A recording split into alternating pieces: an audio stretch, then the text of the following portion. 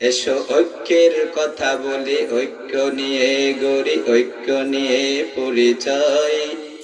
রেশারেশি বাদ দিয়ে হিংসা বলিয়ে গিয়ে চিনিয়ে আনবো বিজয়। ঠিক কিনা? মোরা মানবো না পরাজয়, মোরা মানবো না পরাজয়, মোরা মানবো না পরাজয়। ঠিক কিনা? মুসলমান কখনো পরাজয় বরণ করতে পারে? মুসলমান ভাগের জাত, সিংহের জাতি। ঠিক কিনা বলেন?